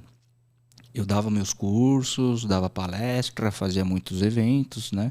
Mas quando eu abri um restaurante só nosso, foi quando naquele primeiro eu falei assim, vamos abrir dia 20 de novembro, 20 de dezembro, porque, cara, acho que dezembro, nessa semana de quase Natal, Réveillon, a cidade vai estar vazia, a gente vai estar tranquilo e eu não gosto de passar perrengue. Eu não quero que as pessoas, os meus funcionários, ficam batendo cabeça. E a gente já tinha muita gente contratada, enfim, todo mundo já treinado. Eu falei, vamos pegar bem essa semana, porque acho que a cidade está vazia, a gente vai começar bem devagar o nosso soft opening. Cara, dia 20 de dezembro nem divulguei nem nada, abrimos. Cara, 3 horas de espera.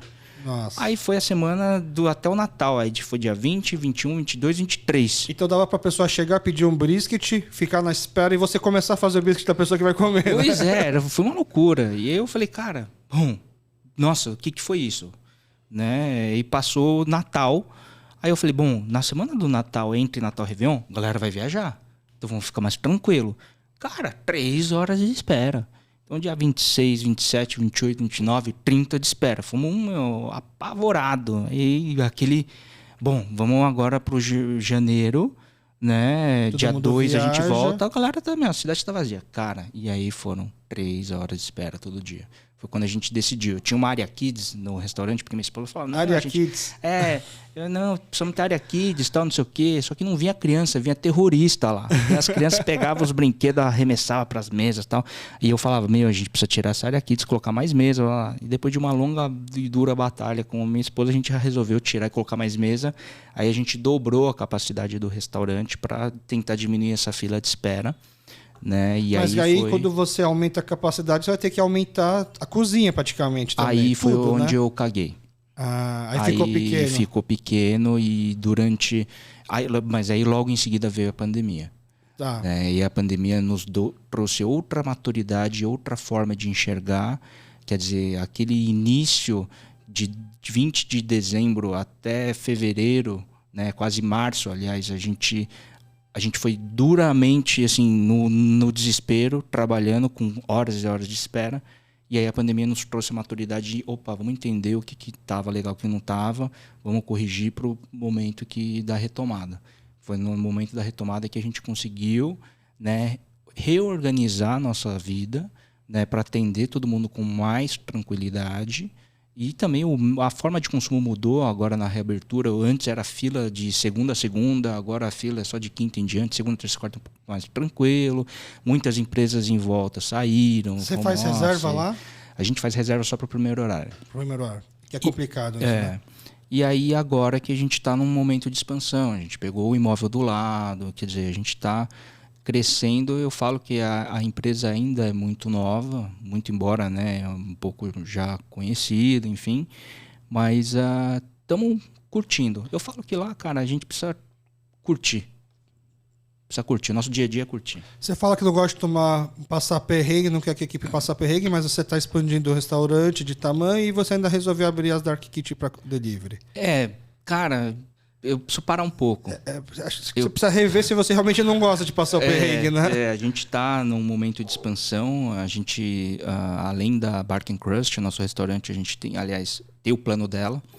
Né? Eu tenho a outra empresa de eventos, a gente tem a Pitmas Brasil e agora a gente fez a Midstock. Eu queria perguntar, porque o restaurante, né, para quem não tem o sonho de abrir um restaurante, um bar, né, o pessoal esquece que a parte do glamour que é que você perde tempo, você perde a sua vida social, você tem que ficar lá. Mas você está conseguindo tocar os eventos, todos os projetos de competição, tudo isso ao mesmo tempo? Graças a uma maravilhosa equipe. Né? O nosso restaurante, a nossa política lá, o nosso valor é tudo que a gente faz, tudo que a gente serve, a gente faz. Então, a gente tem a nossa própria padaria, a gente tem a nossa própria confeitaria, o próprio açougue, bar, enfim. E a gente tem muitos cabeças pensantes lá, muitos líderes, né? Líderes de praça e tudo mais, pessoas que que já trabalhavam comigo há muito tempo, né? E para nossa surpresa e para que bom que isso acontece, a gente consegue as pessoas que vêm trabalhar com a gente são muito responsáveis. Hoje em dia está muito difícil, né? A mão de obra está muito difícil, mas a gente consegue ter este tipo de perfil de pessoas que estão abraçando a causa e vão para cima. Então, você tem pessoas de confiança para o restaurante que te permite, então, a tocar os eventos. Inclusive, recentemente teve um grande evento aqui no Brasil que foi você também que organizou. Isso. Eles me dão essa volta da nossa vida, da pandemia, em cima dos meus contratos que eu tenho algumas responsabilidades, gerar conteúdo e tudo mais e tal. Quer dizer, eu não conseguiria fazer nada disso se não fosse uma equipe muito afiada. Então, a gente tem uma equipe boa no restaurante. Os projetos de expansão, a gente tem responsáveis que tocam, né? E mesmo assim, eu estou praticamente todo dia lá, né? O meu QGzinho fica lá. Então, de lá eu consigo tocar tudo que dá para tocar e a equipe me dá esse respaldo, essa base para eu poder seguir com meus compromissos aí. E entre eles foi o Midstock, né, que foi recentemente. Para quem não sabe, o Midstock é um grande evento que não é nacional, na verdade. Você trouxe um evento de fora para cá. O evento ele é um festival de barbecue e musical, é um dos maiores do mundo. Ele foi criado na Austrália, né? Ele acontece em Sydney, Melbourne, Toowoomba e Auckland, Nova Zelândia. O fundador da Midstock é um grande amigo meu, né? E eu namorava, porque eu acho que o evento ele tem uma linguagem muito próxima com a nossa cultura, a forma da gente se expressar, de música, de churrasco e tal. Mas ele é um evento focado no American Barbecue ou o carne geral? Geral. Entendi. Né? É diferente porque aqui no Brasil os modelos de eventos são muito open bar, open food, né? Gastronômicos, né? E aí incrementa-se com música. A gente quis fazer algo muito mais pegada Woodstock, churrasco, música, muito mais Rock in Rio, churrasco, música. Né? Então a gente trouxe esse evento da Austrália, era para acontecer em 2020, mas por conta de tudo não deu. A gente fez pela primeira vez em 2022. Foi escolhido Sorocaba pelo espaço que a gente conseguiu, porque é um evento de 3 dias, grande. Então ele contou com 2 palcos, música o tempo todo, sexta, domingo, churrasco, praça de alimentação. Não foi open bar, open food, porque a gente quer trazer algo mais sustentável, algo mais responsável na questão do consumo, né? Mas foi um evento muito bonito. 32 mil pessoas circularam o evento. Então você paga o ingresso e lá você paga o que consome. Exato. É ingresso que tem ingresso meu amigo, né? Você dá 1 quilo de alimento, paga meu ingresso, minha entrada. Foi muito legal. Eu prefiro um evento assim, na verdade, porque os eventos que eu fui, que era open food, open bar, né? Acho que como... Não estou falando que é todo mundo, mas o cara que vai fazer a comida lá, ele já tá com... Ele já foi pago para isso, ele leva a cota dele e faz no tempo dele, né? E aí ele solta um pouco, depois espera fazer aquela fila de novo, não sei se é de propósito, e aí depois solta de novo. Aí nesse evento, então você paga porque você come, lógico, deve ter as filas também nas coisas que as pessoas têm mais procura, mas ao mesmo tempo é uma coisa assim mais controlada. Mais assim, democrática. O público que controla mais a demanda, né? Exato. E, cara, foi, muita música. O expositor, ele vende e aí fica uma porcentagem pro pessoal da organização. Isso. E o resto ele que... Exato. Entendi. E a gente tem a Meat Stock, o evento chama Meat Stock, e tem a Sweet Stock lá dentro, que é a área de doces. Que animal. Então tem doce, tem muita atração para família, muita atração para criança, tinha arremesso de machado, tinha para família. O mood do evento, que eu queria muito que acontecesse, e graças a Deus aconteceu, foi a galera deitar na grama. Entendi. Sabe? Tipo assim, estender uma canga e falar, eu vou curtir aqui. Né? Aí tinha área pet, tinha até um porquinho pet na coleira. É muito engraçado, muito legal. Mas eu acho que a gente conseguiu conquistar esse mood que a gente queria dar, que é o conforto da família para curtir um baita de um churrasco num evento musical de 3 dias. E a forma de estrutura também é assim lá nos eventos da Oceania?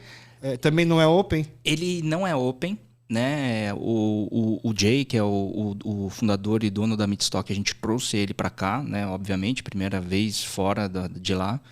Ele até chorou, né? De ver, porque a marca que ele criou chegou aqui, né? Que animal. Mas é que lá ele é feito num ambiente que é um estacionamento de um grande estádio. É que lá tem ele chama, acho que é de alligator, de fazer o churrasco no estacionamento. Isso, tailgate e né? tal, não sei o quê.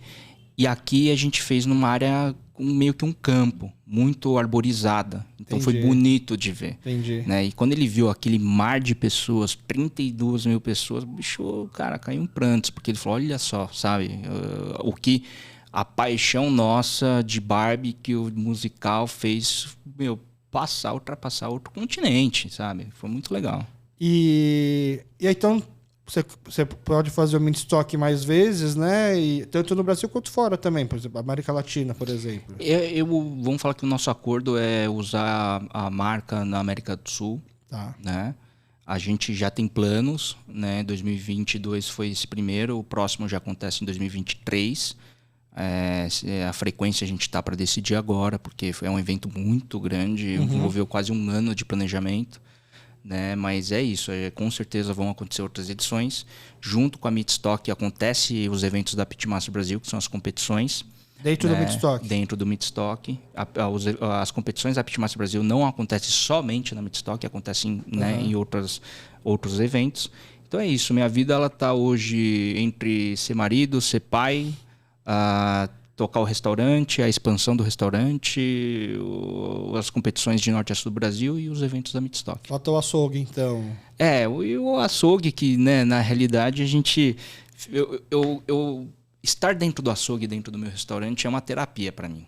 Né? No momento que eu, tô naquela ansiedade e tal, eu preciso pegar, serrar uma peça de trade, dar uma lapidada, brincar um pouquinho, porque é um momento que eu acalmo.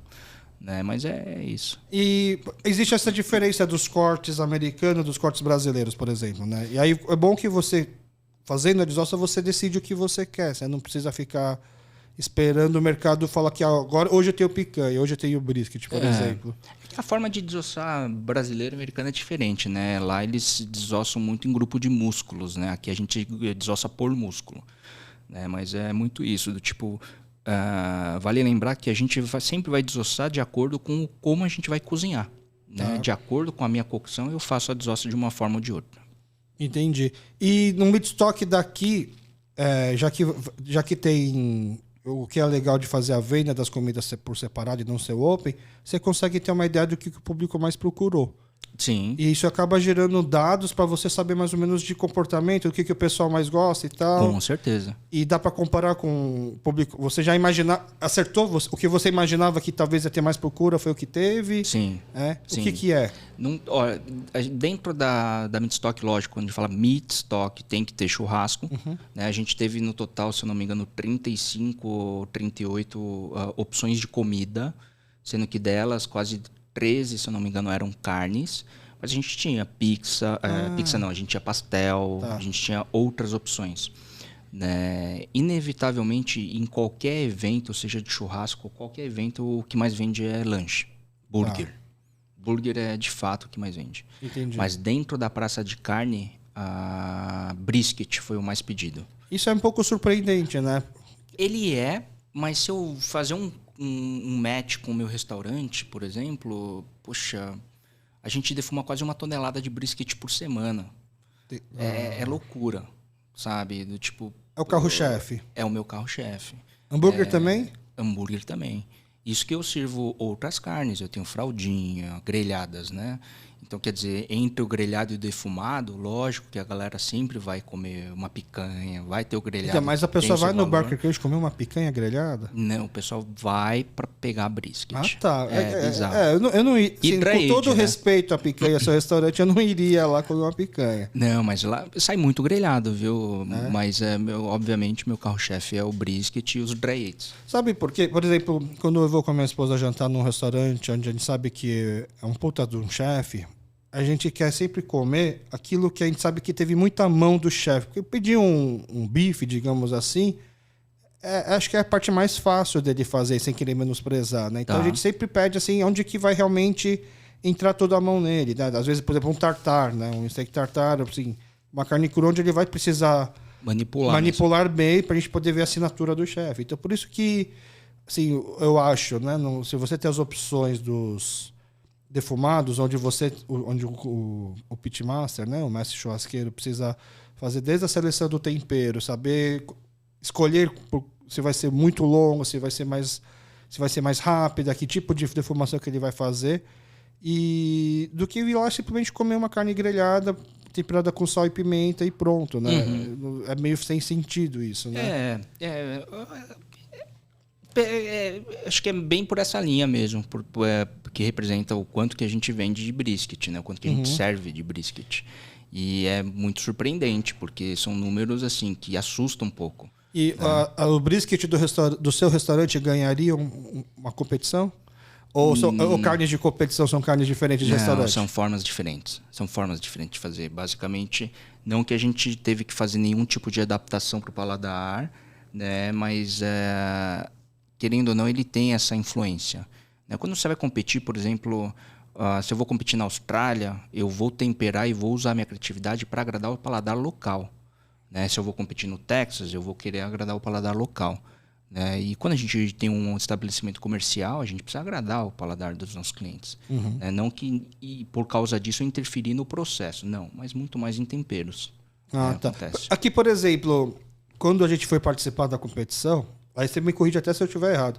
A gente estudou antes, né? Apesar de não ter chegado entre os 3 primeiros, a gente estudou. E a gente viu que, por exemplo, seria um defeito na costela de porco o osso sair da carne assim facilmente. Sim. Né? Mas num Instagram de comida, o que mais impressiona é o osso saindo da carne facilmente. Sim, sim. Né?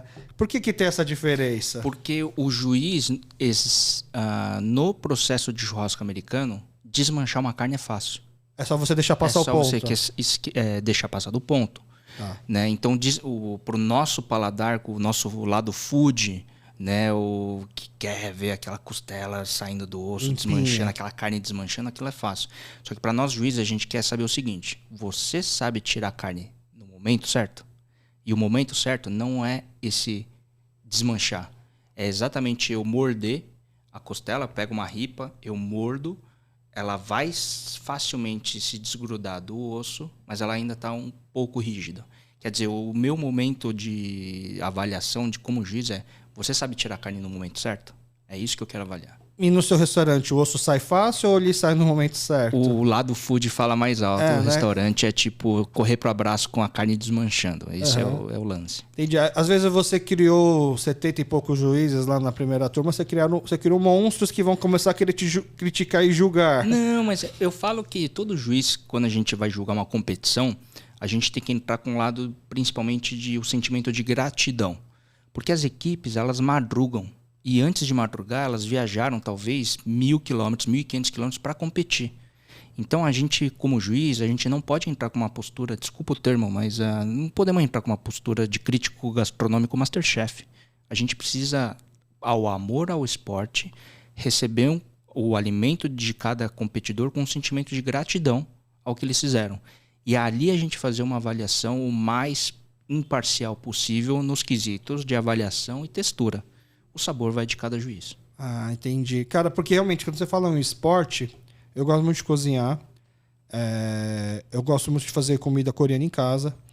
E um prato que eu associo muito com o American Barbecue, por conta daquela competição que eu pude participar, são as sopas coreanas, porque são muitas horas de cozimento do caldo, né?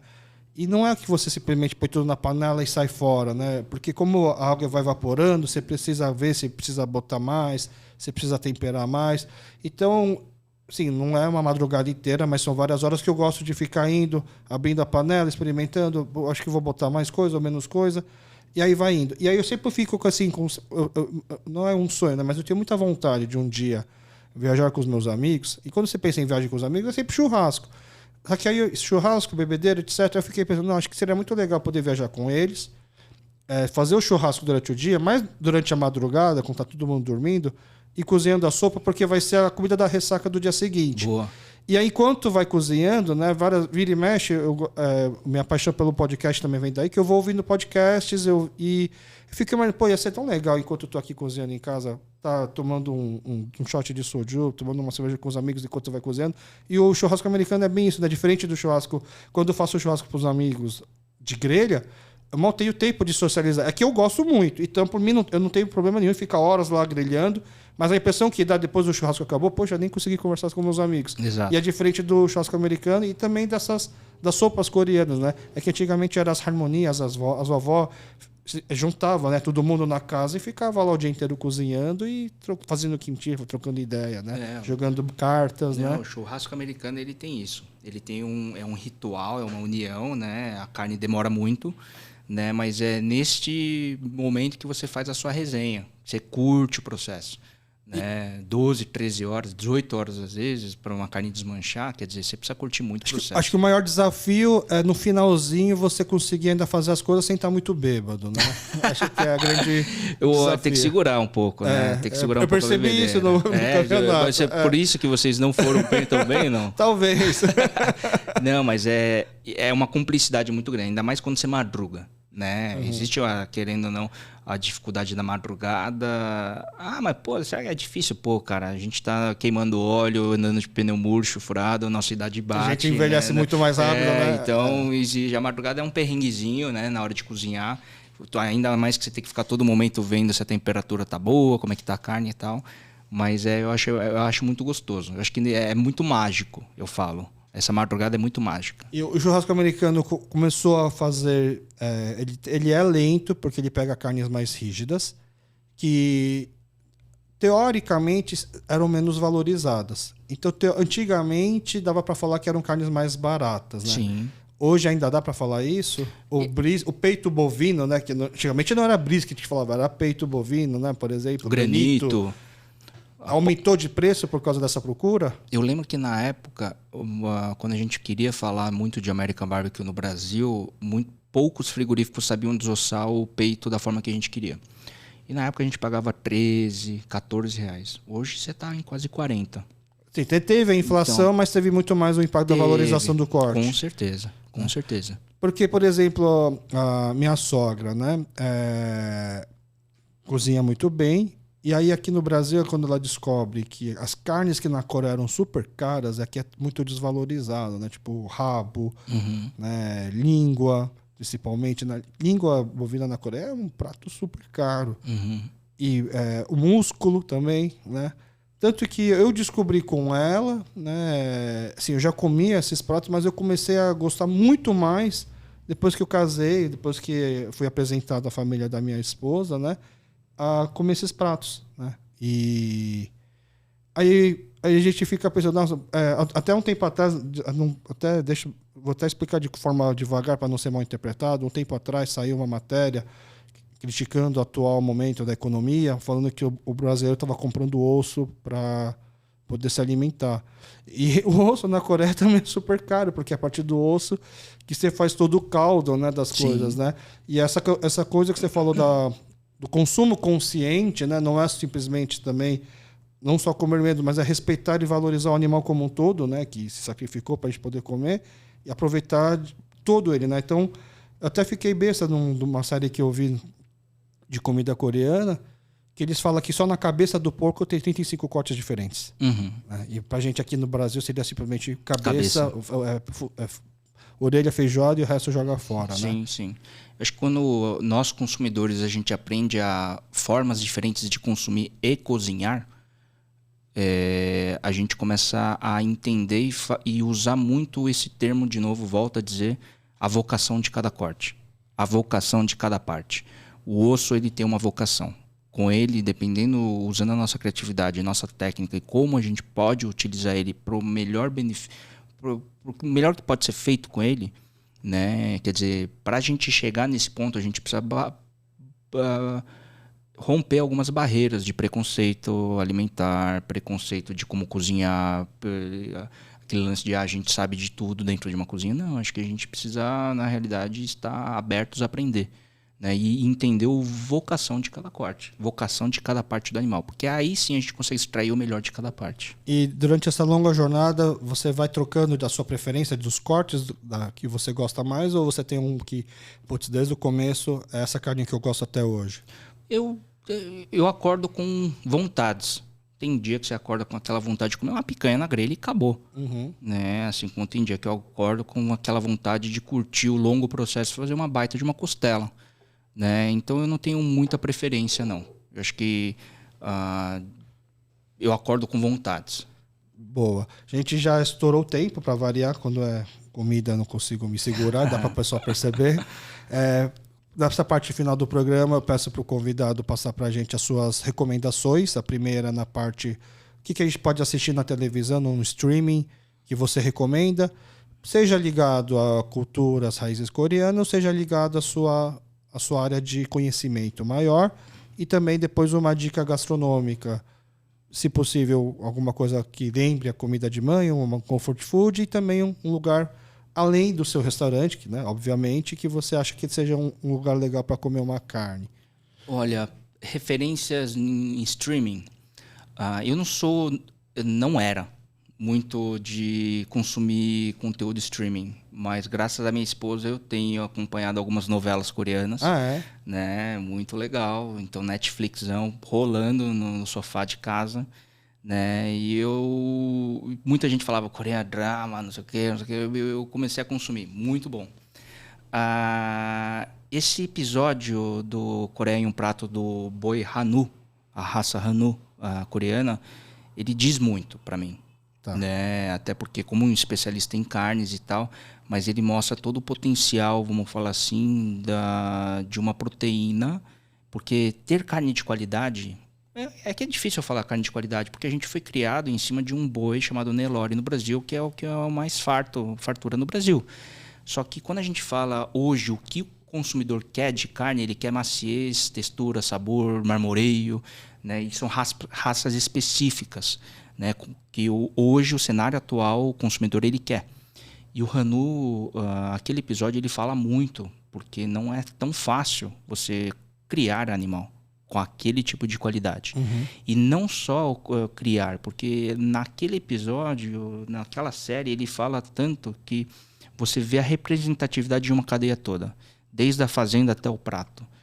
Ou a criatividade, o que o restaurante, o que o chefe, os cozinheiros fazem para servir aquela carne naquele potencial de criação, de manejo, de fazenda e por aí vai. Na visão de especialista, foi uma série bem feita? Assim? Muito. Muito. Teve muita pesquisa.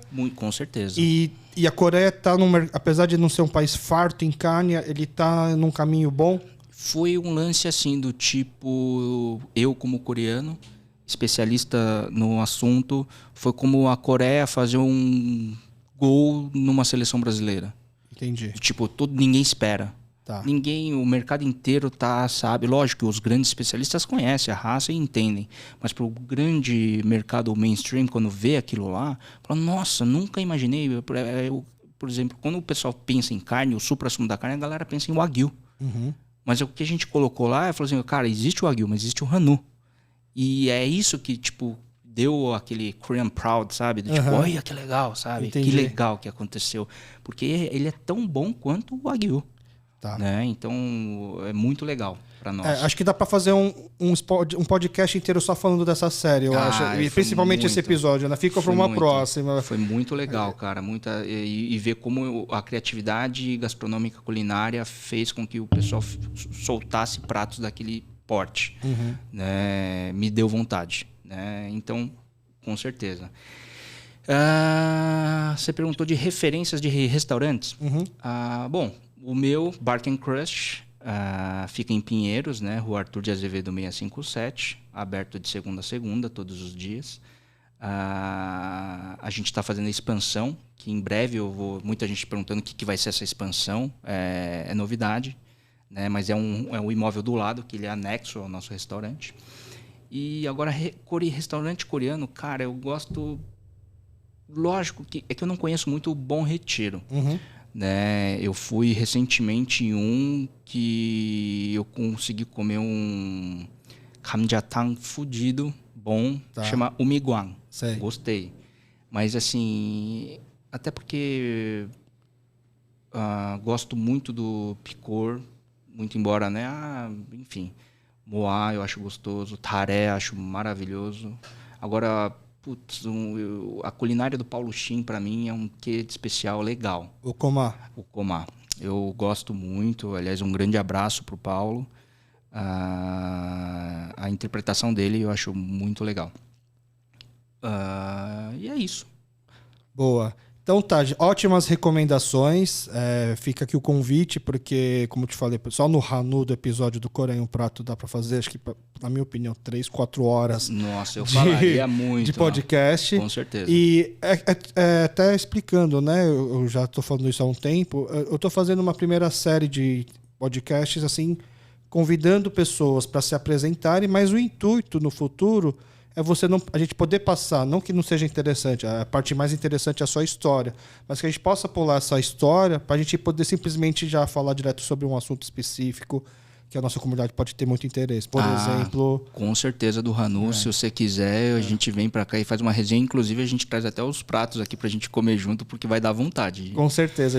A gente tá terminando de gravar aqui quase 11 horas, aqui o estômago já tá apertando. Boa. Tá bom? Beleza. Muito obrigado pela sua presença. Eu que agradeço a todos vocês aí, a paciência de vocês de escutar esse tempo todo, a nossa história, o pouco que a gente puder compartilhar, com certeza, e essa maravilhosa ideia, né, de trazer essas novas histórias de vida. Tá ok. Muito obrigado. Obrigado a você que acompanha a gente até agora. Valeu. Valeu.